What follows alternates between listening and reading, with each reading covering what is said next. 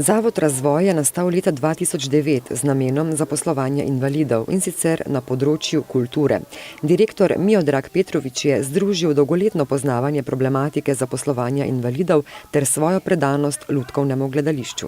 Prava ideja, kjer bi lahko ti ljudje delali, se mi je porodila leta 2015, ko je Miki Muster dobil Prešernovo nagrado.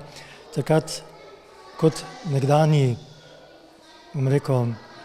vnet bralec njegovih stripov in ljubitelj njegovih stripov, sem prišel na idejo, da bi lahko to bila čudovita vsebina za lutkovne predstave. Besedilo za gledališko predstavo Modri kralj Inus, ki nosi ime po glavni igralki Ini, so napisali na novo, ohranili pa znamenite Mustrove junake.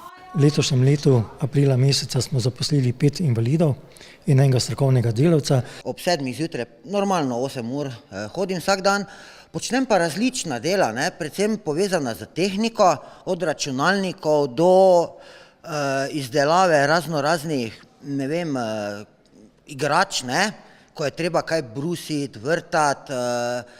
Imam v bistvu tudi čez pri predstavah svetlobo pa zvok. Treba je vse probati. Zaposleni v Zavodu Razvoj so ustvarili tudi animirane filme na temo priljubljenih junakov in za otroke, ki so jih ta dan obiskali, pripravili tudi pobarvanke. V razstavišču GT22 pa so na ogled dela Mikija Mustra, 2 avtorski slikanici, igrač s podobo njegovih likov ter družabne igre.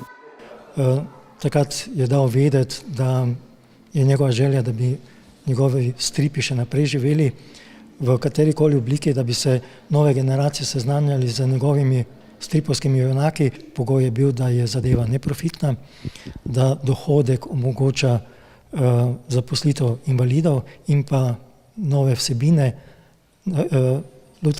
lutkovnih predstav ali pa slikanic oziroma igrač.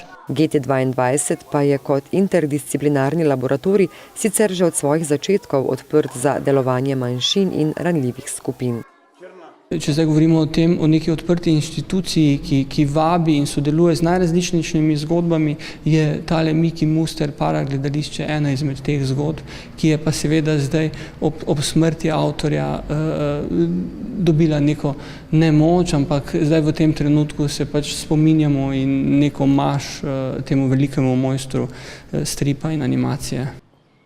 V GT22 pa nadaljujejo tudi z oživljanjem četrti, v katero so umeščeni. Na Židovskem trgu je namreč v sodelovanju z ljubljanskim zavodom Tam Tam zaživela ulična galerija, trenutno s fotografijo Poljub avtorja Matije Brumna, ki bo sledila še serija drugih fotografij.